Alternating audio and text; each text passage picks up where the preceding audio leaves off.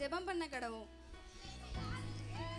அன்புள்ள ஏசப்பா, இந்த நாளை தந்ததுக்கு அவனுக்கு நன்றி ஏசப்பா. எல்லாரையும் ஆசீர்வதித்தாங்க. ஆமென். தேவனுடைய நாமத்துக்கு மகிமை உண்டாவதாக.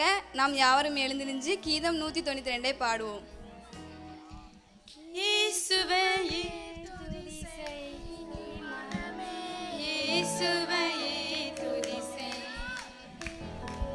இயேசுவே துதி செய், துதி செய், துதி செய்.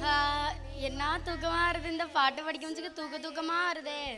உனக்காது பாதி பாட்டில் தான் தூக்கம் வருது. இங்கே வெறு பக்கத்தில் உள்ளவ ஆரம்பிக்கும் போதே தூங்கிட்டா.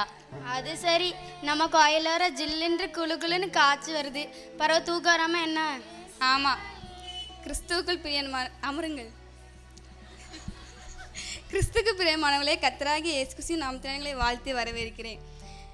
நீங்கள் இப்போ படிக்கிற பாட்டு ஒரு உயிரோட்டமே இல்லாமல் பாடுறீங்களா? இந்த பாட்டு எப்படி வந்துச்சுன்னு தெரியுமா? எப்படி இருந்துச்சு சொல்லுங்க பாப்போம். சொல்கிறேன் கேளுங்க. கிபி 1774 கிபி 1774 ஆண்டு செப்டம்பர் 7 அன்று நெல்லை சீமையிலே ஒரு மாணிக்கம் தோன்றியது. அந்த மாணிக்கம் வேதநாயகம் சாஸ்திரியாராக உருவெடுத்தது. தனது சிறு வயது முதலே தமிழை பயின்ற அவர் கவித்திறனில் சிறந்து விளங்கினார். நெல்லை வந்த கிறிஸ்டியான் ஃப்ரெட்ரிக் ஸ்வாட்சையரின் போதனைகளால் கவரப்பட்ட அவரது தந்தை தனது பெயரை தேவ சகாயமாக மாற்றிக்கொண்டார். ஏ முனியாண்டி, சொல்லல பால் பாண்டி, உனக்கு விஷயம் தெரியுமால? என்னல விஷயம்? சொன்னாதான்ல தெரியும். உனக்கு என்ன தெரியும்? மேல் வீட்டு மீனாட்சி கீழ் வீட்டு காமாட்சி என்ன பண்ணதான்னு தான் தெரியும். வேற என்ன தெரிய போகுது? சரில, அதெல்லாம் விடு. இப்ப விஷயத்த சொல்லு. வேலை கிடக்க வீட்டுல பொண்டாட்டி ஊருக்கு போயிருக்கா. வரதுக்குள்ள நான் துணியெல்லாம் துவைக்கலன்னா அவ வந்து என்ன துவைச்சிருவா. சரி,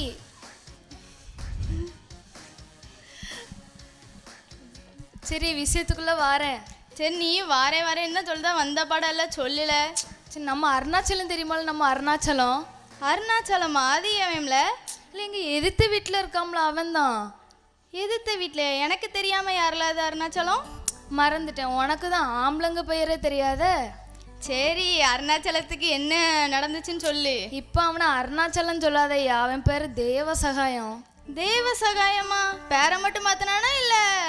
இல்லப்பா, அவன் வெள்ளைக்காரங்க கூட சேர்ந்து பேரை மாத்திட்டு இப்படிலாம் பண்ணிட்டு இருக்கான். அதுக்குன்னு பேரெல்லாம மத்தவன மூளை கிலோ குழம்பி போச்சால. சரி, வா போவோம். இவர்களின் உரையாடலை கேட்டுக்கொண்டே வந்த ஆசிரியர் அருணாச்சலம் மேல் மிகுந்த கோபத்துடன் பாடசாலைக்குள் நுழைந்தார். அதை தேவ சகாயம் பிள்ளையின் மகனான வேதநாயகத்திடமும் காட்டினார். வணக்கம் ஐயா.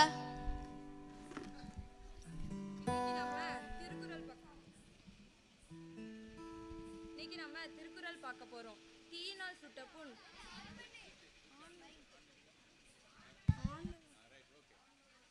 தீயினால் சுட்ட புண்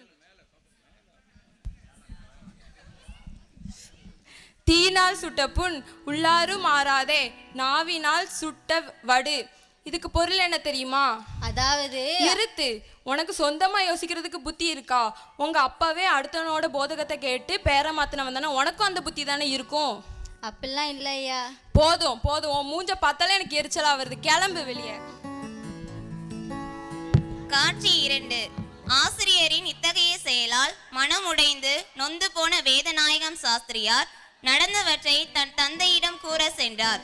அவனது தந்தையோ ரெவரண்ட் கிறிஸ்டியான் ஃப்ரெட்ரிக் ஸ்வாட்சையரின் போதனையால் ஈர்க்கப்பட்டு மெய்மறந்து போயிருந்தார்.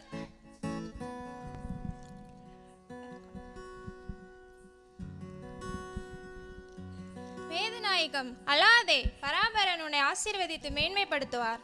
நான் இனி எங்கே பாடசாலைக்கு போவேன்? யார் எனக்கு பாடம் சொல்லி தருவார்? என்ன கவலை, நம்ம ஐயா தான் இருக்காங்களே, உனக்கு பாடம் கற்றுக் கொடுப்பார். கற்றுக் கொடுப்பீங்களா ஐயா? அஃப்கோர்ஸ், எனக்கு பிடிச்ச விஷயமே சொல்லிக் கொடுக்கறது தானே. வேதநாயகம் சாஸ்திரியார் ஸ்வாட்சையரின் பிரியமான மாணவராக மட்டுமல்லாமல் அவரின் சிஷ்யனாகவே அவருடன் இணைந்து செயல்பட்டார்.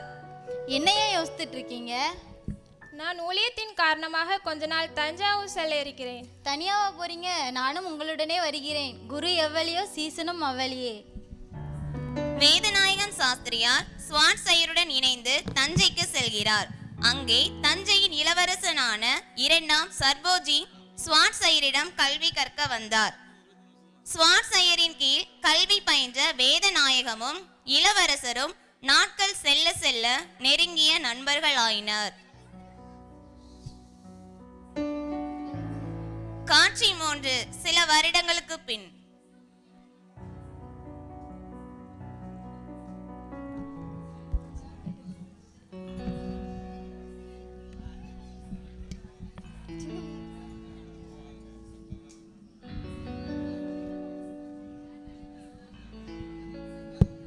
வீட்டில் யார் இருக்கா?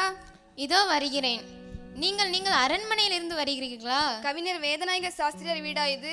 ஆமா, அவரை ஏன் தேடிருங்க? அவர் ஏதேனும் தவறு செய்தாரா? என்ன ஆத்துக்காரர் ஒரு எறும்பு கூட துரோகம் நினைக்க மாட்டாரே.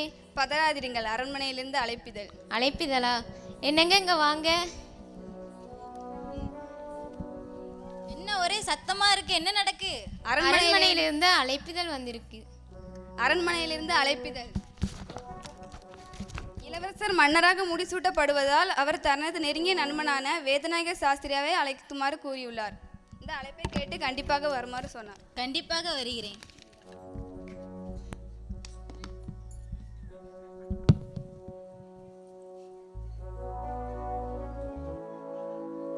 அரண்மனையில் மிகவும் கோலாகலமாக நடைபெறும் முடிசூட்டு விழா.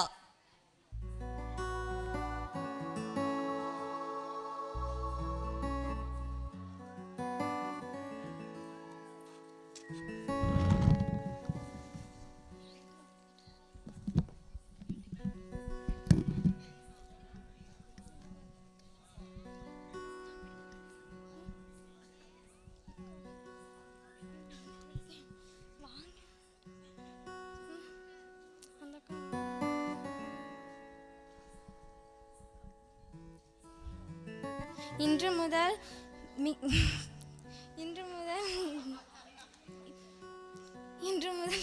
நீங்கள் தஞ்சையின் மன்னனாக முடிசூட்டுகிறேன். இன்று முதல் உன்னை தஞ்சையின் மன்னனாக முடிசூட்டுகிறேன்.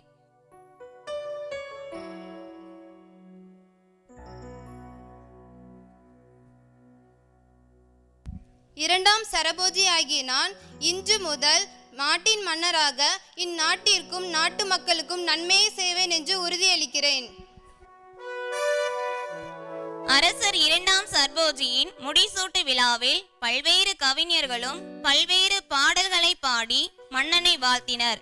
அதில் வேதநாயகம் சாஸ்திரியாரின் பாடலால் ஈர்க்கப்பட்டதாலும் தனது நெருங்கிய நண்பன் என்ற காரணத்தினாலும் வேதநாயகம் சாஸ்திரியார் தன் அரண்மனையின் முதன்மை கவிஞராக நியமித்தார். காட்சி 4. மன்னர் வேதநாயகம் சாஸ்திரியாரை முதன்மை கவிஞராக நியமித்ததால் அவர் மேல் பொறாமை கொண்ட மற்ற கவிஞர்கள் அவருக்கு விரோதமாக சதி திட்டமிடல். வர வர இந்த மன்னரின் செயல் எனக்கு பிடிக்கவே இல்லப்பா. ஆமாம், நானும் இதை பற்றி கொஞ்ச நாள் யோசிச்சுட்டு தான் இருக்கேன். இதை பற்றி நீ என்ன சொல்கிற பங்குனி?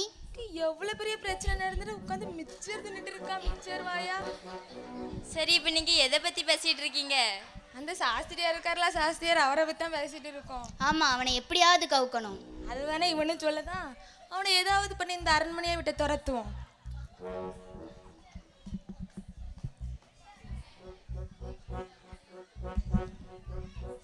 சரி, இதுக்கு என்கிட்ட ஒரு நல்ல யோசனை இருக்குது. என்ன தெரியுமா?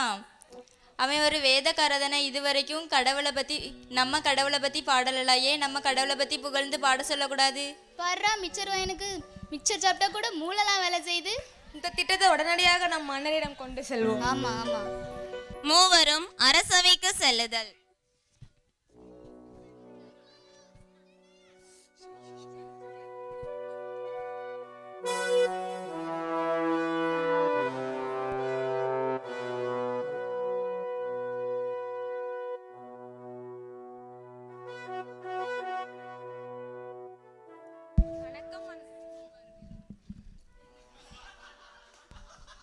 வணக்கம் மன்னா. மன்னா, நீர் வாழ்க.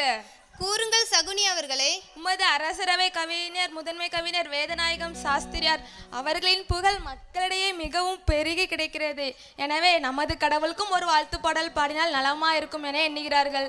அப்படியா? மக்களின் விருப்பமே எனது விருப்பம். வேதநாயக சாஸ்திரியை அழையுங்கள். நன்றி மன்னா.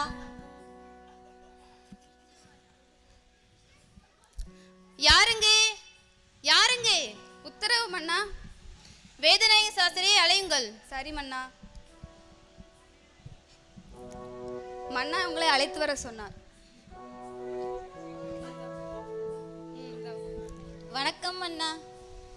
ஆம், நீர் ஒரு சிறந்த கவிஞர் என்று எனக்கு தெரியும். ஆதலால் எங்கள் கடவுளாகிய தஞ்சை பிரகதீஸ்வரரை புகழ்ந்து ஒரு பாடல் பாட வேண்டும். அதை நாளையே பாட வேண்டும். இதுவே என் கட்டளை, என் கட்டளை, என் சாசனம். மன்னரின் இக்கட்டளையால் அதிர்ச்சி அடைந்து மனமடிந்த வேதநாயகம் சாஸ்திரியார் யாரிடமும் பேசாமல் தனது இதயத்தில் யோசித்தவாறே தனது வீட்டிற்கு வந்தார். காட்சி 5. வேதநாயகம் சாஸ்திரியாரின் வீட்டில்.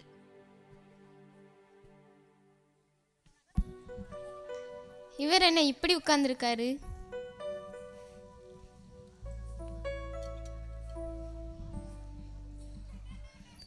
மயான அமைதி போலவே. சரி, என்னன்னு போய் கேட்போம்.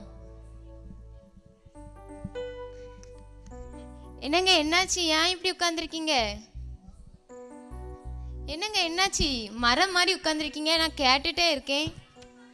மன்னர் என்னை பாட சொன்னார். சப்பா, பாட தானே சொன்னார். நீங்கள் பாடினா எனக்கு எவ்வளோ பிடிக்கும் தெரியுமா? நீங்கள் பாட, நான் கேட்க, அது ஒரு கனா காலம். மன்னர் அவர் கடவுளை புகழ்ந்து பாட சொன்னார். என்னது? அவர் கடவுளை புகழ்ந்து பாட சொன்னாரா? நம்ம கிறிஸ்டியன் அவருக்கு தெரியாதா? அவர் சொல்லல, ஆனா அவர் தான் சொன்னார். என்னங்க குழப்புறீங்க? அவரை அப்படி சொல்ல வச்சுட்டாங்க. யார் சொல்ல வச்சா? என் மேல இருக்க பொறாமையில அப்படி சொல்ல வச்சுட்டாங்க. அது யாருன்னு எனக்கு நல்லாவே தெரியும். அவங்கள சரி சரி, நீ கோவப்படாத, நான் பாத்துக்கிறேன். வேதநாயகம் சாஸ்திரியார் எழுதுகோலை எடுத்துவிட்டு தன் அறைக்குள் அமைதியாக பாடல் எழுத சென்றார்.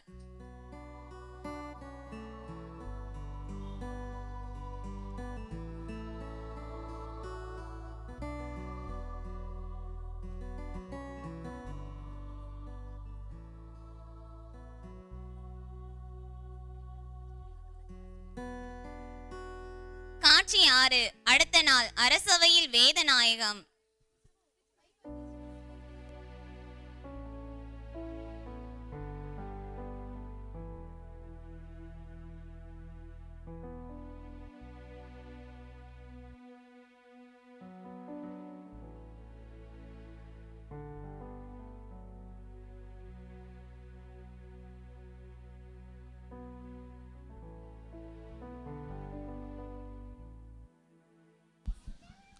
ஏய் வேதநாயக சாஸ்திரியார், மன்னர் மிகவும் ஆவலா இருக்கிறார். நீ எப்படி பாட்டு பாடுவான்னு? என்ன சாஸ்திரி, எங்க கடவுளை பத்தி பாட்டு எழுதிட்டியா எப்படி? அது எப்படி நீ உங்க கடவுளை விட்டுட்டு எங்க கடவுளை பத்தி பாடுவ? உயிரா கடவுளா என்று வரும்போது யார்தான் தன்னுடைய உயிரை கடவுளுக்கு கொடுப்பா?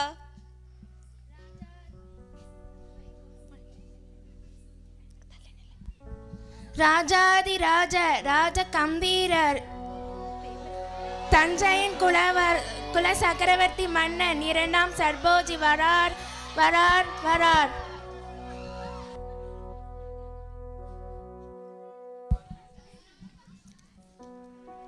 வேதநாயக சாஸ்திரியார் வந்தாச்சா? ஆரம்பிக்கலாமா? இயேசுவையே துதி செய் நீ மனமே, இயேசுவையே துதி செய், இயேசுவையே துதி செய் நீ மனமே, துதி செய்.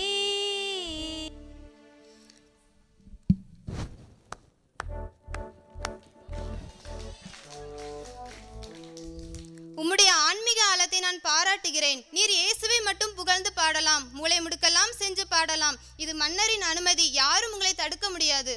இதைவிட நீங்கள் கடவுள் மீது கொண்ட நம்பிக்கை, அதை நான் மதிக்கிறேன். இதற்கு பின்பு வேதநாயகம் சாஸ்திரியார் தனது பாடல்கள் மூலமும் பஜனை பிரசங்கங்கள் மூலமாகவும் இயேசு கிறிஸ்துவின் நாமத்தை எங்கும் பிரசித்தம் பண்ணினார்.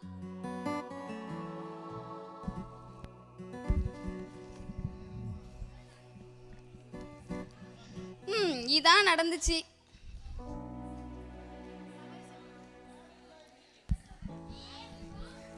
அவர் செத்துருவோன்னு தெரிஞ்சு கூட அவ்வளோ தைரியமா பாட்டு பாடினாரா? அப்படிப்பட்ட பாடம் தான் நீங்கள் உயிரோட்டமே இல்லாமல் பாடுறீங்க. இப்போ நம்ம எல்லாரும் சேர்ந்து பாடுவோமா? இயேசுவையே